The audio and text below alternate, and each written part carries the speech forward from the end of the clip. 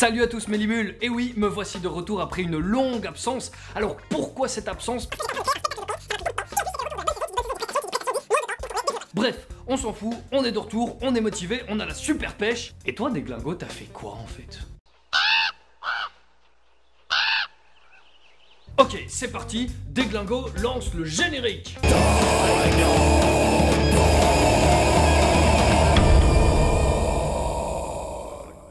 Mais mon beau générique. On n'a pas le temps, on a trop de boulot. Bon bah amène les questions alors.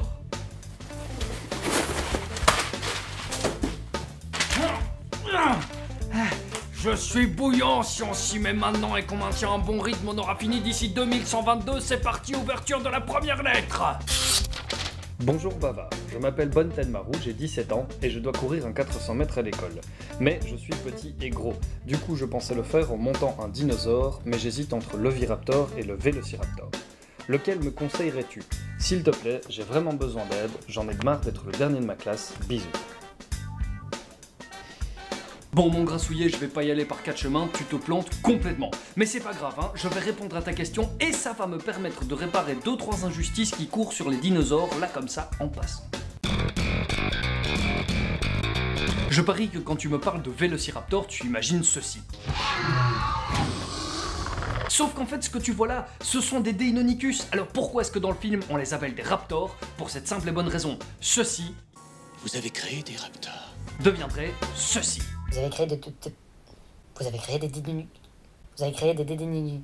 Vous avez créé des Deinonychus. Bah oui, c'était pas vendeur, Deinonychus. Donc mon petit Bonne Tenmarou, il faut que tu saches que si tu veux causer Vélociraptor, tu envisages surtout de monter sur une bestiole de la taille d'une grosse oie. Poids moyen 15 kg, taille de la gueule à la queue 1m20. Plus de griffes et plus de crocs que ces fichus volatiles. Ils chassent aussi en meute, ils ont la même hargne. En gros, c'est vraiment une grosse oie avec des griffes. Et d'ailleurs, tout comme un gros poulet avec des griffes, les Vélociraptors... Dis-le. Les Vélociraptors, comme beaucoup d'autres dinosaures, portaient probablement... Dis-le, je te dis. Ok, alors c'est super pas facile à dire, donc les Vélociraptors portaient probablement... Ils portaient des plumes! Voilà! Ils portaient des plumes! Ils ressemblaient à des gros poulets ou à des gros poussins! Ils étaient dégueulasses! Ils avaient pas des belles écailles comme dans mon enfance! Voilà! Vous êtes content? T'es content? Bon! Et toi, le scientifique qui a ruiné mon enfance, je te déteste! Mais maintenant, bah, j'aimerais bien une minute de silence pour ce que je m'apprête à faire et pour mon enfance assassinée.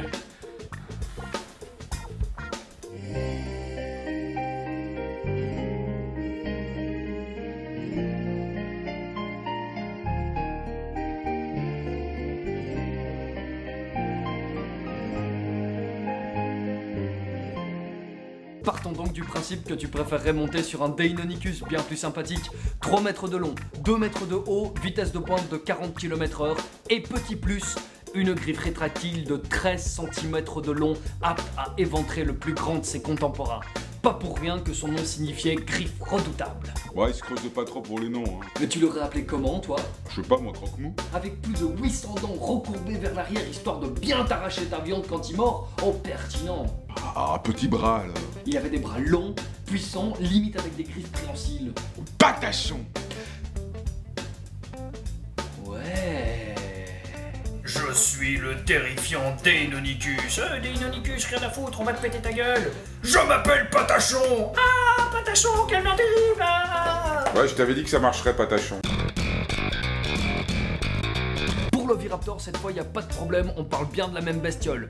2 mètres de long pour 1,60 m de haut, 30 kg, une excellente vitesse de pointe. Il va un petit peu en chier quand tu vas monter dessus, mais c'est pas grave, y a des chances qu'il tienne. Très stylé, avec sa crête sur la tronche, même si parfois c'était plus une bosse qu'une crête. Moi aussi, j'ai une bosse, parfois. Dans mon pantalon.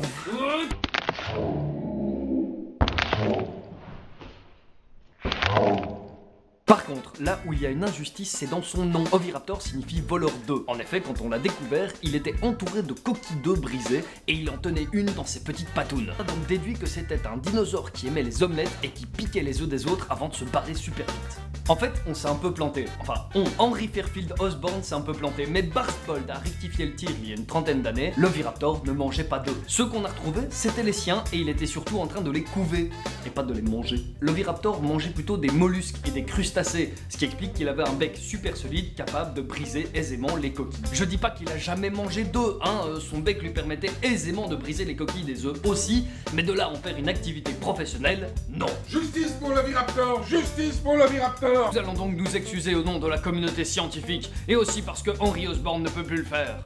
Là-haut, des dizaines de milliers d'Oviraptors souffrent en silence pour un crime qu'ils n'ont pas commis.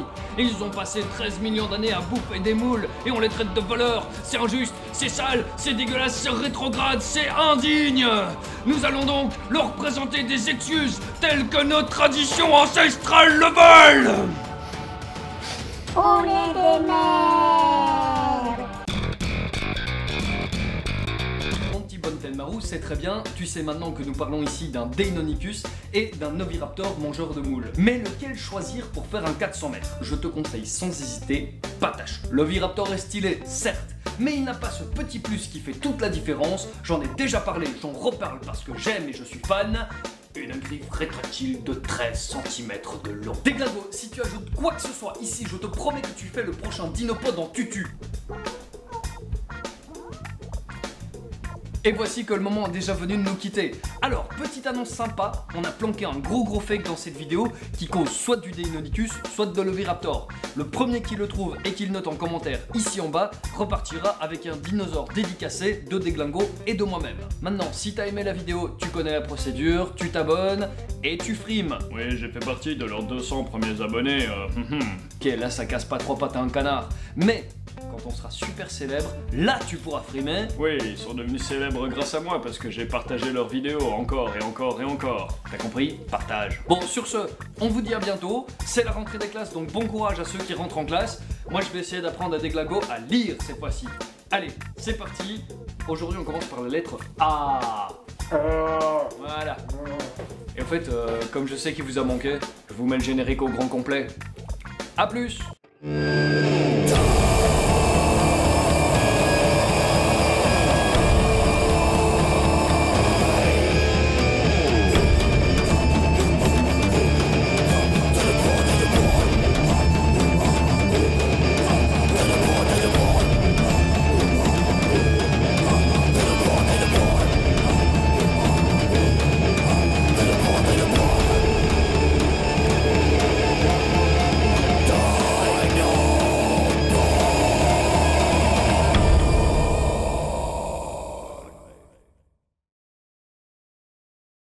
Ah oui, au fait, coucou, voilà, petite annonce dernière, j'aimerais vous présenter quelqu'un. Ce quelqu'un, c'est celui qui m'a fait porter cette horrible chose fluo.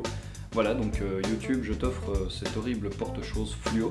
Ce quelqu'un, c'est aussi Arnaud. Arnaud, c'est celui qui a créé le logo de Dinopod, logo que vous retrouverez sur des t-shirts, sur des tasses, sur des parapluies, sur des culottes. Voilà, donc gros bisous à lui, allez voir ce qu'il fait, il est cool, il fait du super bon travail. Ciao!